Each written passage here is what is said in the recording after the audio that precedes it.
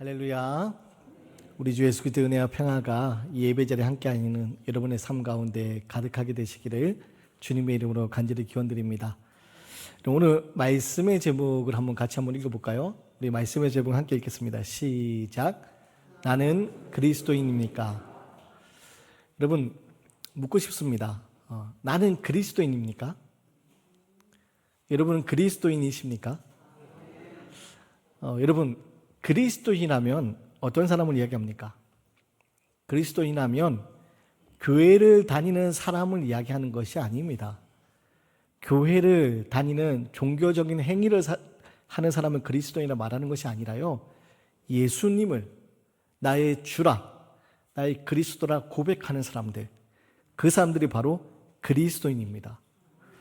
그런 의미에서 다시 한번 묻고 싶습니다. 여러분은 그리스도인이십니까?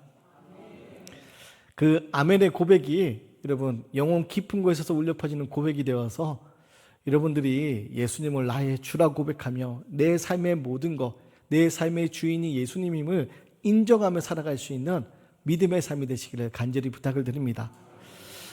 작년에 국민일보가 한국인의 종교생활과 신앙의식의 조사를, 설문조사를 한 거를 발표한 걸 본 적이 있습니다. 거기 보면 만 19세 이상 성인 남녀를 대상으로 질문을 했는데요. 어떤 질문을 했냐면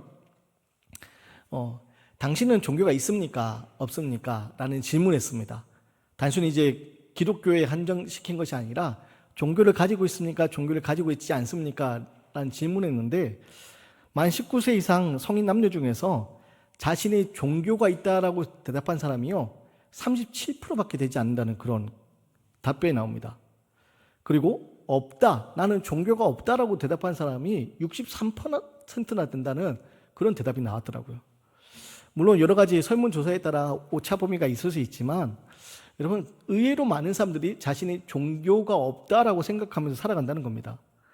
그래서 그 설문조사 중에서 눈길을 끄는 그런 문항이 있었던 게 뭐냐면 과거에 자기가 교회를 다녔는데 지금 교회를 다니지 않고 있는 사람들에게 물었습니다. 왜 교회 다니는 것을 그만두었습니까? 왜 지금은 교회 나가지 않습니까? 그랬더니요, 그 중에 35%나 되는 사람이 종교에 관심이 없어져서 교회를 다니지 않게 되었다라고 얘기하고요. 그 중에 30% 답변한 사람들 중에서 예전에는 교회를 다녔는데 지금은 교회를 다니지 않는다고 답변한 사람들 중에서 30%나 되는 사람이요, 기독교에 대한 실망 때문에 교회를 다니지 않게 되었다라고 이야기를 합니다. 그리고 믿음이 생기지 않아서라는 순으로 답변이 이어집니다. 여러분, 이 설문조사 중에서 제 눈길을 끈 부분이 어디였냐면 과거에는 교회를 다녔는데 지금은 교회를 다니지 않는 사람들이 왜 교회를 나가지 않습니까? 라는 물음에 실망해서, 기독교에 실망해서 교회를 다니지 않는다는 사람이 무려 30%나 된다는 거예요.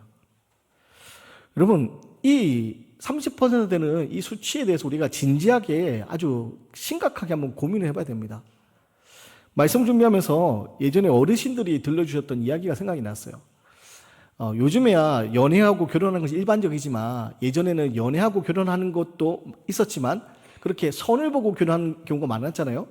그 선을 보고 결혼할 때 맞선을 볼 대상자 중에 그 조건 중에 하나가 교회 다닌 남자, 이러면요 여자들한테 인기가 있었대요.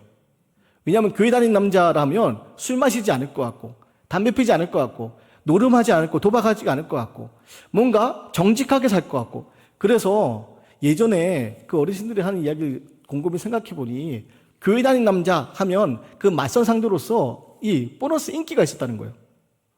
근데 여러분 요즘은 그렇지 않다는 거예요.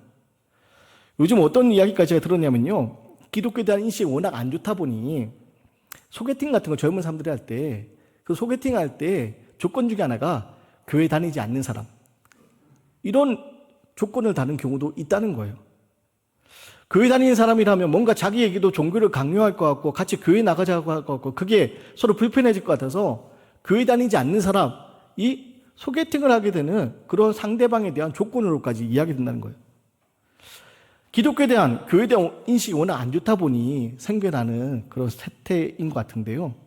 여러분, 이런 시대적 상황 속에서 우리가 그리스도인으로 살아간다는 것이 어떤 의미가 있고 또 우리가 지금 그리스도인으로서 살아가고 있는지를 우리는 되돌아봐야 된다는 겁니다.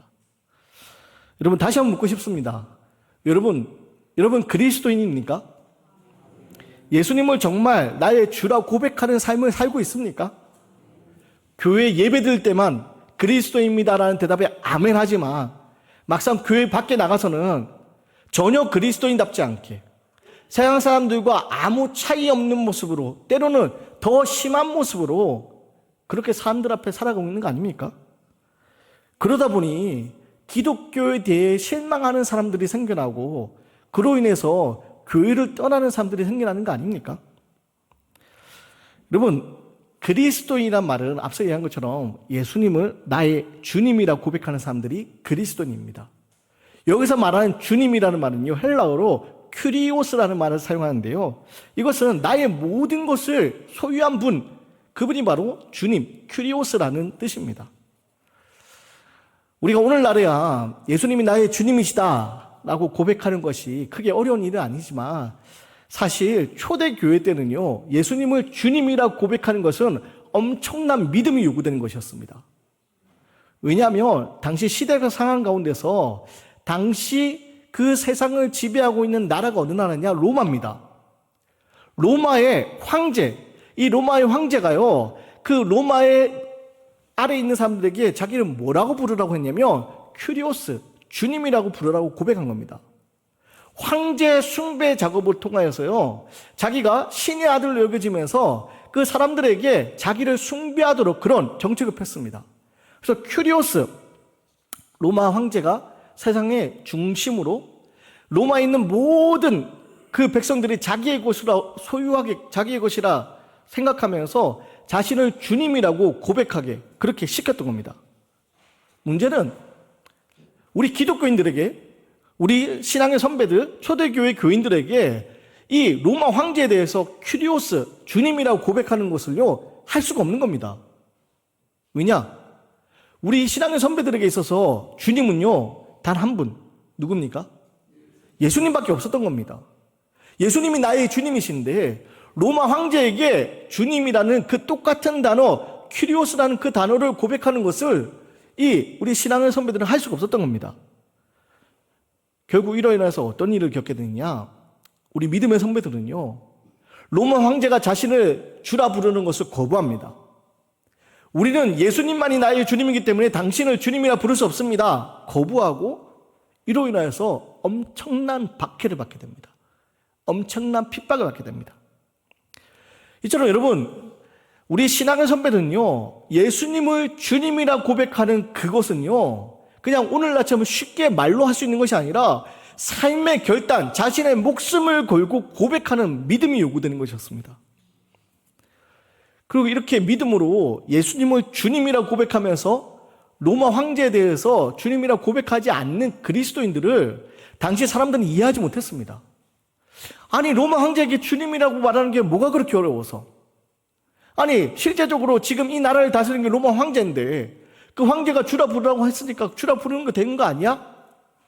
사람들은요, 그리스도인들이 로마 황제를 주라 부르지 않는 모습을 보면서 그것을 이해하지 못했습니다.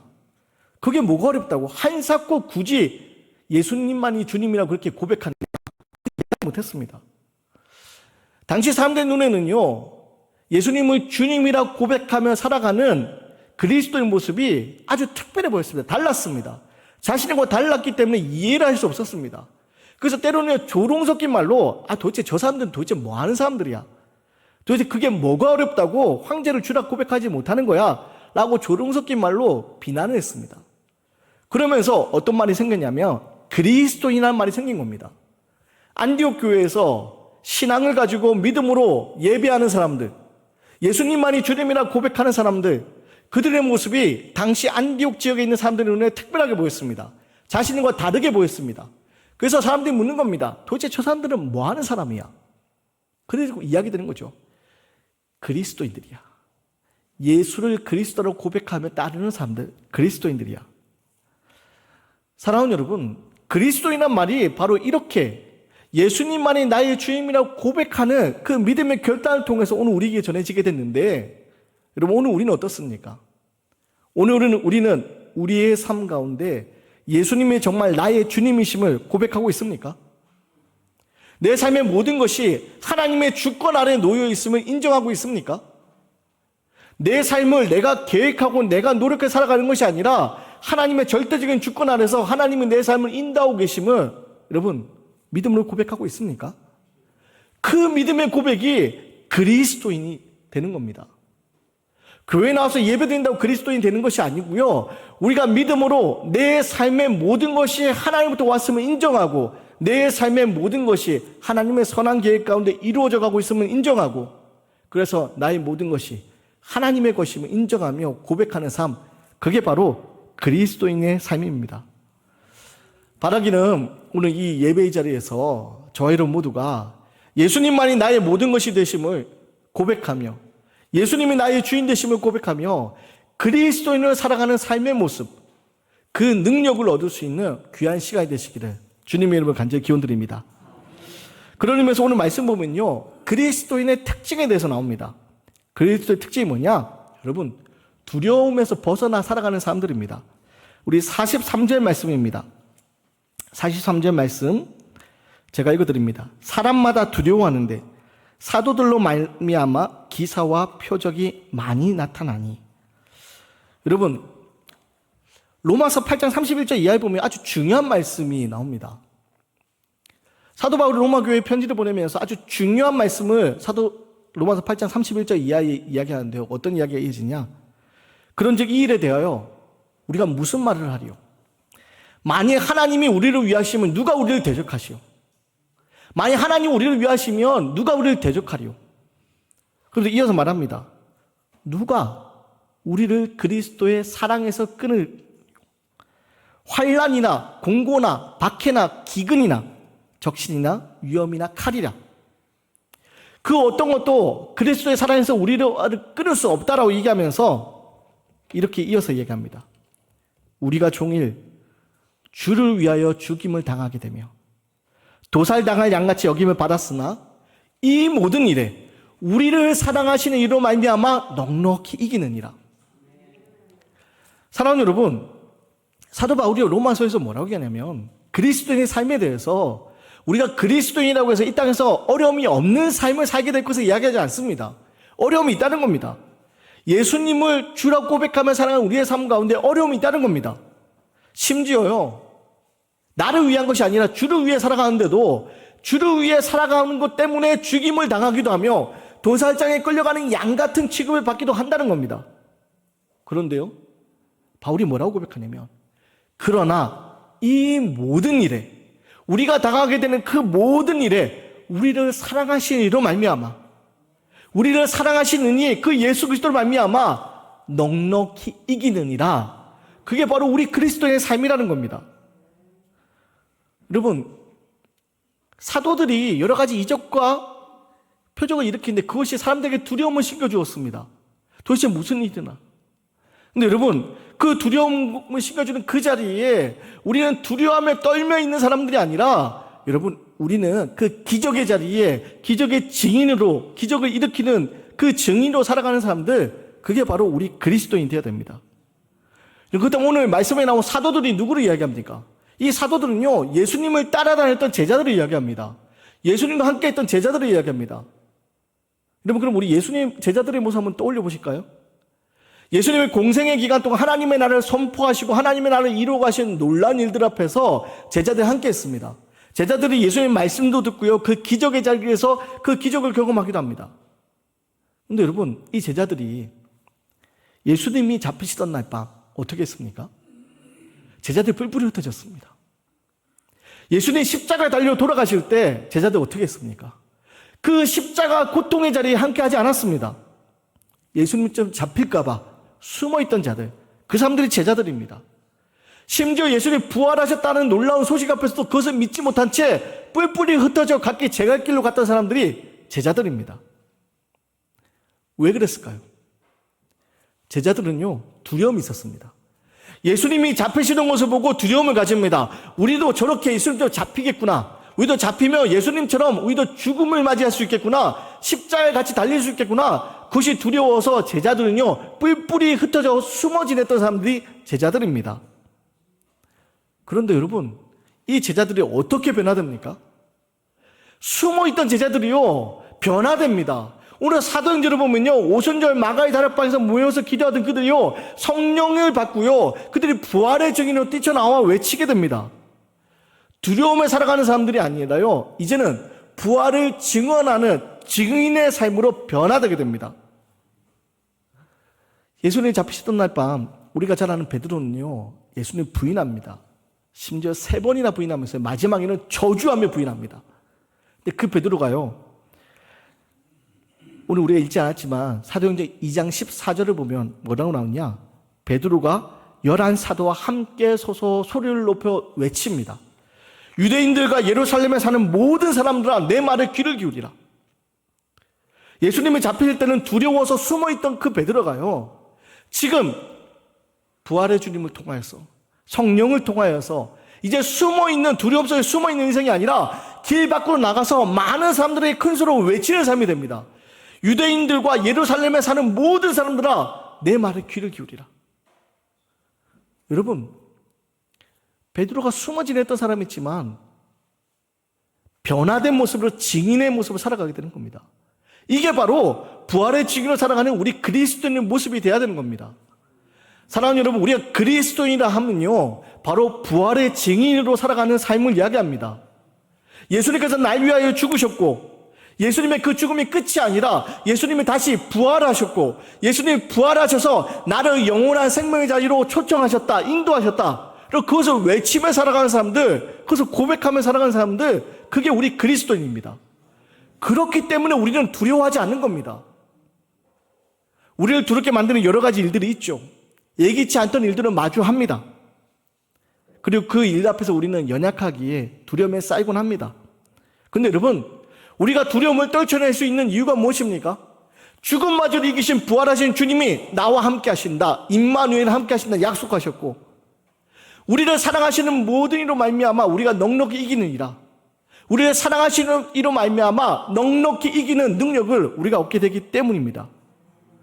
그렇기 때문에 여러분, 우리는요 두려움 속에서 살아가는 사람들이 아니라 오늘 사도들처럼 부활의 증인으로 하늘의 놀라운 능력으로 외치며 살아가는 사람들, 부활의 증인이 되는 사람들, 그게 바로 우리 그리스도인입니다.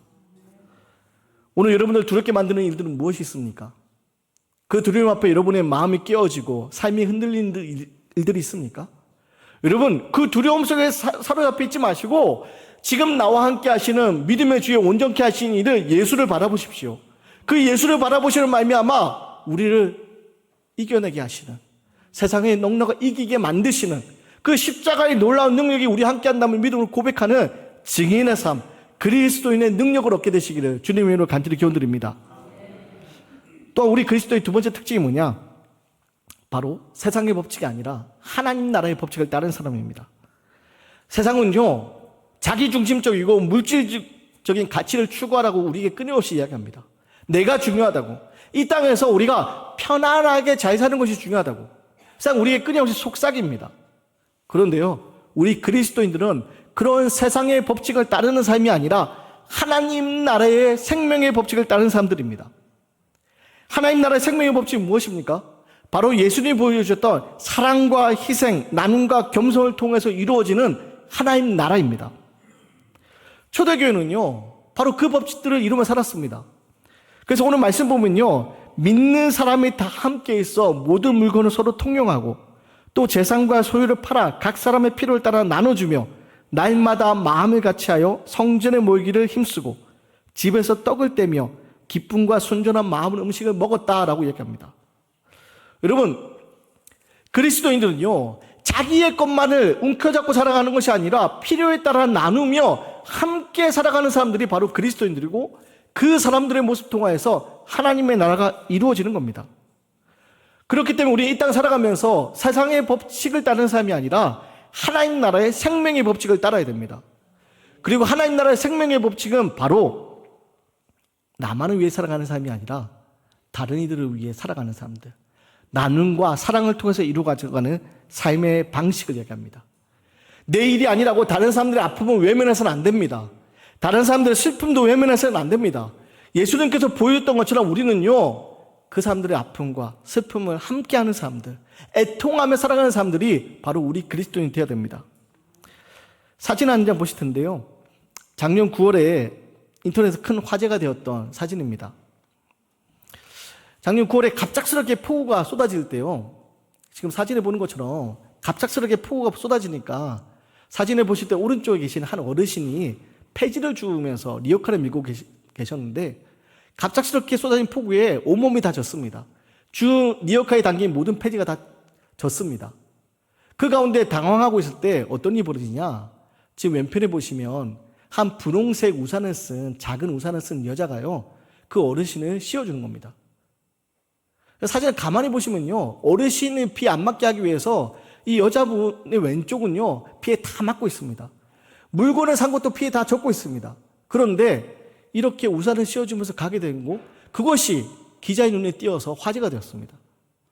나중에 인터뷰를 했더니요, 이 어르신이 말씀하시기를 자기가 비에 젖는 것을 안타까운 여자분이 우산도 씌워주시고 한 1km 되는 거리를 함께 걸어가시면서 이런저런 이야기를 나누시고, 또 어르신 잠시 기다리라고 했더니 마트에 가서 돈을 찾아가서 돈까지 건네주셨다는 거예요. 나중에 기자들이 수소문해서 이 여자분을 찾았습니다. 그래서 인터뷰 좀 하려고 했더니 여러분, 감동이 되는 게 뭐냐, 이 여자분이 뭐라고 대답했냐면 이렇게 대답합니다. 기독교 신앙을 가진 자로서 마땅히 해야 할 일을 했을 뿐입니다. 그러면 인터뷰를 한사코 거절한 겁니다. 여러분, 이게 바로 그리스도인의 모습 아닙니까? 여러분, 나는 그리스도입니까? 라는 이 질문에 여러분, 나만을 위해 살아가고 있다면 죄송하지만 나는 그리스도인이 아닙니다. 예수님이 이 땅에 오신 것처럼, 이 땅에 오셔서 예수님이 사셨던 것처럼 다른 사람들의 아픔과 슬픔을 함께 아파하고 함께 울어줄 수 있는 사람, 그게 바로 그리스도인입니다. 사랑하는 여러분, 다른 사람들 아픔과 슬픔을 외면하지 마십시오. 내 일이 아니라고, 지나간 일이라고 외면하시면 안 됩니다. 바로 우리는요, 함께 아파하면서 함께 울어줄 수 있는 사람, 그게 바로 우리 그리스도인의 삶의 자세가 되어야 됩니다. 말씀을 정리합니다. 여러분, 우리가 입으로만 그리스도인이라고 그리스도인이 되는 게 아닙니다. 우리가 그리스도인이 된다는 것은요, 예수님 나의 주님이심을 믿음으로 고백하며 그에 합당한 삶을 사는 겁니다.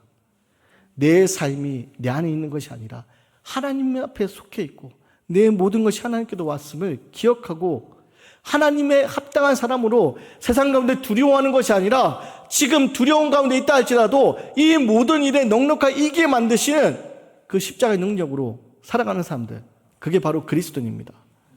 그리고 그런 우리의 삶의 모습은요, 나를 위한 삶이 되어서는 안 됩니다. 다리들의 아픔, 다리들의 슬픔을 외면하는 삶이 되어서는 안 됩니다. 함께하고 함께 슬퍼할 때 우리는 비로소 그리스도인이다라고 우리는 인정받게 되는 겁니다. 내가 그리스도인이라서 그리스도인이 되는 것이 아니라 세상 사람들 볼 때 저 사람들은 그리스도인이구나 인정받는 삶이 진정한 그리스도인입니다. 오늘 말씀 47절 말씀 마지막에 보면 이런 말씀이 있습니다. 하나님을 찬미하며 또 온 백성에게 칭송을 받으니, 온 백성에게 칭송을 받으니, 바라기는 우리 삶 속에 그리스도인임이 드러나는 삶이 되기 원합니다. 사랑하는 여러분, 입으로만 내가 그리스도입니다 라고 이야기하는 삶이 아니라 우리가 살아가는 삶의 모습이 다른 사람들에게 드러나는 삶, 그래서 두려움에서 떨쳐내고 다른 사람의 아픔과 슬픔에 함께하는 삶, 바로 그 삶으로 살아갈 수 있는 그리스도인의 삶이 바로 이 한 주간 저와 여러분의 모습이 되시기를 주님의 이름으로 간절히 기원드리겠습니다.